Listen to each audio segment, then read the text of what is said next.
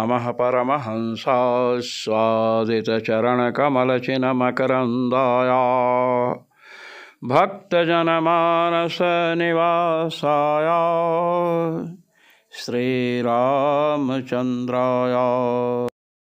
यत्र यत्र रघुनाथकीर्तनं तत्र तत्र कृतमस्तकाञ्जलिं बाष्पवारि परिपूर्णलोचनं मारुतिं नमत राक्षसान्तकम्। सीतानाथसमारम्भां रामानन्दार्यमध्यमाम् अस्मदाचार्यपर्यन्तां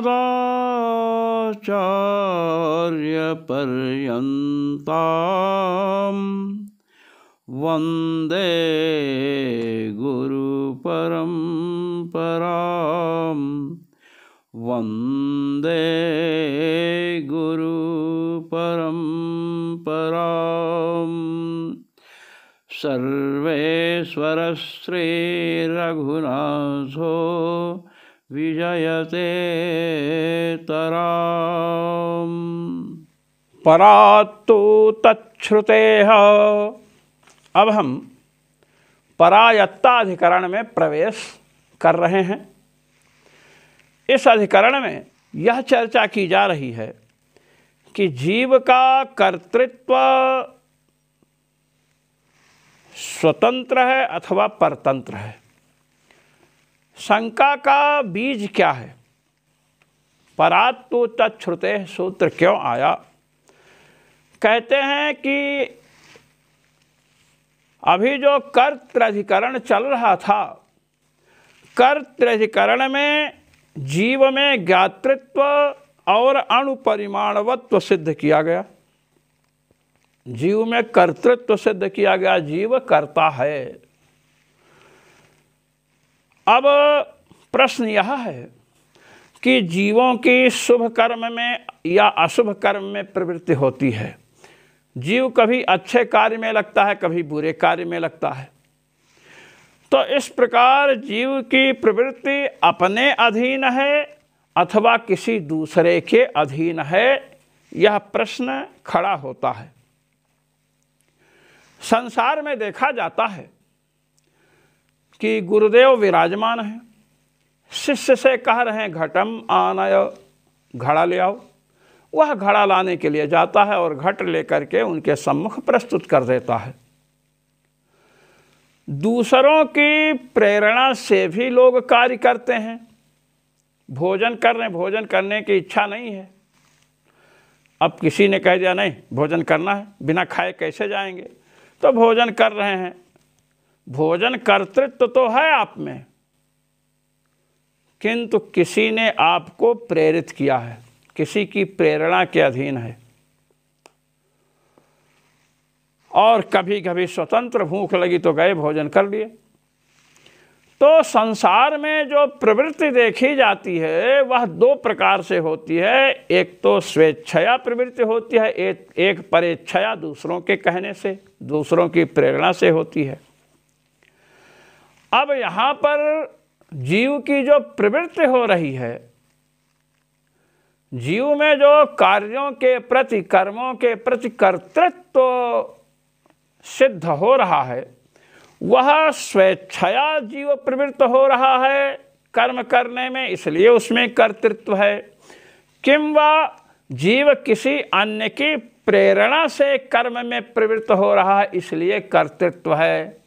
किसी के अधीन इसका कर्तृत्व है अथवा स्वतंत्र कर्तृत्व जीव का है, यह पक्ष प्रस्तुत करके परायत्ताधिकरण में विचार किया जा रहा है। भगवान कृष्णद्वैपायन सूत्र प्रस्तुत कर रहे हैं। परात्तु तच्छ्रुतेः, द्वितीय अध्याय के तृतीय पाद का 41वां सूत्र है। एवं गतेन ग्रंथेन आत्मनो ज्ञातृत्वं कर्तृत्वं च अभिहितम। कहते हैं जो ग्रंथ पूर्ण हुआ है अभी तक, उसके द्वारा जीवात्मा में ज्ञातृत्व धर्म है, ज्ञान कर्तृत्व है, अणुपरिमाणवत्व है, ये सब बातें बताएंगे। जीव ज्ञाता है, जीव करता है, जीव अणुपरिमाण वाला है, ये सब बातें बतलाई जा चुकी हैं जो ग्रंथ पूर्ण हुआ है इसके द्वारा। इदानीं तदेव कर्तृत्वम् अधिकृत्य किंचित विचार्यते। इस समय जीव में जिस कर्तृत्व की सिद्धि की गई है, उस कर्तृत्व को ही लक्ष्य बना करके कुछ विचार कर रहे हैं। क्या? किमिदं जीवस्य कर्तृत्वं जीवायत्तं स्वतंत्रमेव आहोस्वित परमात्मायत्तम इति संशयः। कई विचार यह कर रहे हैं कि जीव में जो यह कर्तृत्व है, यह जीवायत्त है, अर्थात जीव के अधीन जीव का कर्तृत्व है, स्वतंत्र कर्तृत्व है, अथवा परमात्मा के अधीन जीव का कर्तृत्व है, यह संशय हो रहा है। कहे किम युक्तम, कहे युक्त क्या है, तर्क संगत क्या है? कहते सुनिए, स्वातंत्रेण जीवायत्तमेव। भाई जीव में जो कर्तृत्व है वह तो स्वतंत्र कर्तृत्व है, जीव के अधीन ही जीव में कर्तृत्व है। कहे कुतः, कहे क्यों, कोई तर्क? कहे हाँ हाँ, बिना तर्क के हम बात करते हैं। अरे हम तो तर्कानंद सरस्वती हैं, बिना तर्क के हम चलते ही नहीं पीछे। कुतः, क्यों? यो ही स्वबुद्ध्या शुभम अशुभम वा कर्म करोति स एव तत्फलम अश्नुते। जो अपनी बुद्धि से विचार करके शुभ अथवा अशुभ कर्म को करता है, वही उसका फल प्राप्त करता है। शुभ कर्म करोगे, अच्छा कर्म करोगे तो अच्छा फल मिलेगा, और बुरा कर्म करोगे तो बुरा फल मिलेगा।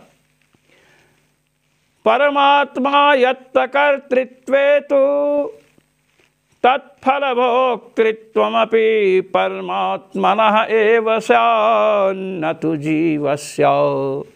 कहते परमात्मा के अधीन यदि जीव का कर्तृत्व मानोगे, जीव कर्मों को कर रहा है, कर्मों के प्रतिकर्ता बन रहा है, तो किसके अधीन कर्तृत्व हुआ?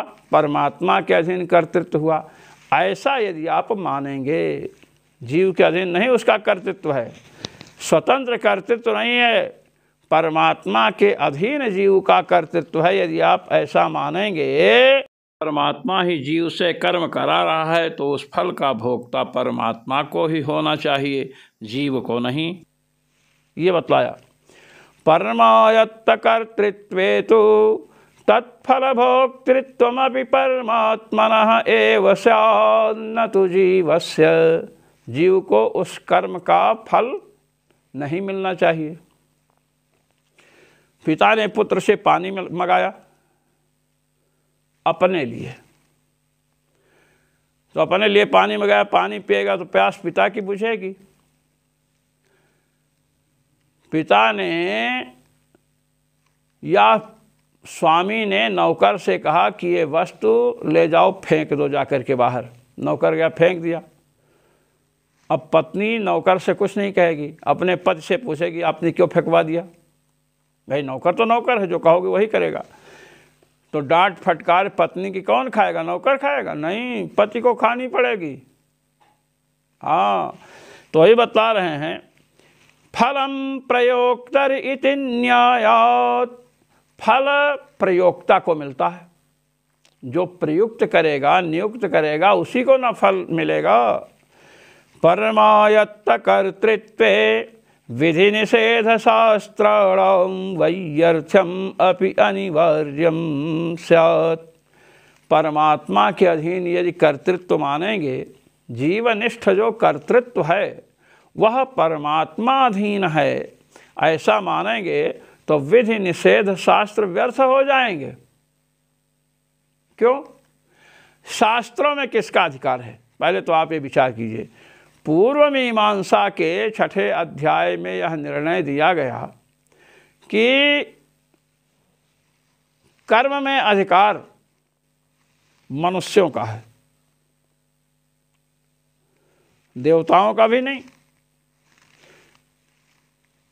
तो कर्म में अधिकार, क्योंकि कर्म वेदोक्त ज्ञान के द्वारा होंगे, और वेदाध्ययन में अधिकार किसका है? त्रैवर्णिक का है, ब्राह्मण क्षत्रिय वैश्य इनका है।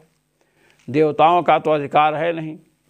देवता अधिकरण में भी यही बात सिद्ध की गई है। तो कहते हैं तो विधि निषेध तो मनुष्य के लिए है। जब परमात्मा के अधीन जीव का कर्तृत्व होगा तो परमात्मा मनुष्य तो है नहीं। तो विधि निषेध शास्त्र परमात्मा को अधिकृत नहीं। परमात्मा चूंकि अधिकृत नहीं है कर्म में, देहाभिमानी ही अधिकृत है, तो परमात्मा विधि निषेध के अंदर आएगा नहीं। तो विधि निषेध शास्त्र व्यर्थ हो जाएंगे। और दूसरी बात कि जीव को विधि निषेध के अंदर आप मानेंगे मनुष्य को, तो मनुष्य कर्म करेगा, और कर्म करवा कौन रहा है? परमात्मा। तो उस फल का भोक्ता कौन होगा? परमात्मा होगा। तो विधि निषेध जीव क्यों मानेगा? करें हम, भोजन हम बनाएं और हम भोजन ही करने को ना पाएं, दूसरे लोग ही भोजन करें, तो हम कितने दिन बनाएंगे? हम खेत में फसल लगाएं, गेहूं बोएं और दूसरे काट कर ले जाएं, हमें कुछ मिले नहीं। जब ये निश्चित रहेगा तो हम क्यों गेहूं बोएंगे? यही बता रहे हैं, तस्मात् जीवस्यैव कर्तृत्वम्, इसलिए जीव को ही कर्ता मानना चाहिए। इति प्राप्ते विधीयते, इस प्रकार जब पूर्व पक्ष प्राप्त हुआ, अब इसका समाधान दे रहे हैं। परात्तो तच्छ्रुतेरिति, तू शब्द पूर्व पक्ष व्यावृत्यर्थ, तू शब्द से पूर्व पक्ष की व्यावृत्ति की गई कि अब जो पहले कहे थे उसका खंडन हो रहा है। तत्कर्तृत्वम जीवस्य, कहते हैं कर्मों का कर्तृत्व, कर्म निष्ठ जन्यता निरूपित जनकता जो है वह जीव में ही है। जीव ही कर्मों का कर्ता है। परात्तु तच्छ्रुते है, परात् अर्थात जीवांतर्यामिनः परमात्मनः एव भवति। जीव में जो कर्तृत्व है वह जीव के अधीन नहीं है, अपितु वह जीव के अंतर्गत निवास करने वाले परमात्मा के अधीन है। कुतः, कहे तच्छ्रुते है, कहे कि भगवती श्रुति कह रही हैं, भगवान वेद कह रहे हैं। कैसे? तस्य जीवस्य कर्तृत्वस्य परमात्मा यत्तत्व श्रुतेः, जीव का कर्तृत्व परमात्मा के अधीन है, ऐसी ही श्रुति उपलब्ध होती है। क्या?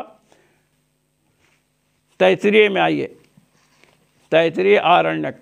अंतः प्रविष्टः शास्ता जनानां सर्वात्मा, अंतः प्रविष्टः शास्ता जनानां सर्वात्मा, जो सबकी आत्मा है वह अंतः प्रविष्ट है, जीव के भी अंदर प्रविष्ट है। शास्ता, शासन करने वाला है। जनानाम माने जीवानाम। क्यों शासन करता है? क्योंकि सबकी आत्मा है। और बृहदारण्य को उपनिषद में लीजिए, या आत्मानम अंतरो यमयति, जो आत्मा से भिन्न है किंतु आत्मा को अपने शासन में रखता है। यमयति, नियमयति, नियमन करता है आत्मा का। तो कोई किसी का नियमन करेगा तो शासन ही तो हुआ। और उधर बतला दिया अंतः प्रविष्टः शास्ता जनानां सर्वात्मा, या आत्मनि तिष्ठन् अंतरो यमयति, यस्य आत्मा शरीरम, आत्मा को परमात्मा का शरीर बतलाया गया। परमात्मा आत्मा के अंदर निविष्ट होकर के उसका नियमन करते हैं। और लीजिए, एष हे वैनम साधु कर्म कारयति तम यमन्वानुने सत्ये स एवेनम। एष हे वैनम साधु कर्म कारयति तम यमन्वानुने सत्ये स एव एनम असाधु कर्म कारयति तम यमेभ्यो लोकेभ्यो नुनुत्सते। कौशितकी उपनिषद का वाक्य है। कहते हैं वही इसको सुंदर कर्म कराता है, वही इसको असुंदर माने असाधु कर्म कराता है। जिसको इस लोक से अच्छे लोकों में ले जाना है उससे साधु कर्म सुंदर कर्म कराता है, और जिसको निम्न योनियों में ले जाना है, नीचे के लोकों में ले जाना है, उससे असाधु कर्म कराता है। तो श्रुतियों के द्वारा सिद्ध है कि परमात्मा ही कर्म कराता है। इसलिए तस्मात् जीव कर्तृत्वं परम पुरुषायत्तमेव। इसलिए जीव का कर्तृत्व परम पुरुष परमात्मा के ही अधीन है, जीव के अधीन नहीं। यह परात्तु तच्छ्रुते है इस द्वितीय अध्याय के तृतीय पाद के 41वें सूत्र से सिद्ध किया गया। अब आगे इस पर शंका की जाएगी कि जब परमात्मा ही कराता है, किसी से शुभ कर्म कराया, किसी से अशुभ, किसी से अच्छा किसी से बुरा, तो परमात्मा इसका मतलब अच्छे कर्म कराया जिससे उसके प्रति राग है, और जिससे बुरा कर्म कराया उसके प्रति द्वेष है। ये सब शंकाएं आगे आएंगी जिनको आप अग्रिम पाठ में सुनेंगे। जो मनीषी महानुभाव भगवत्पाद श्री स्वामी रामानंदाचार्य जी महाराज द्वारा प्रणीत ब्रह्मसूत्र के आनंद भाष्य का श्रवण मनन किम वा निधिध्यासन करते हैं, उन सबको सर्वेश्वर श्री रघुनाथ जी की ओर से अनंत आशीष और मेरी ओर से सादर सप्रेम। जय श्री राम।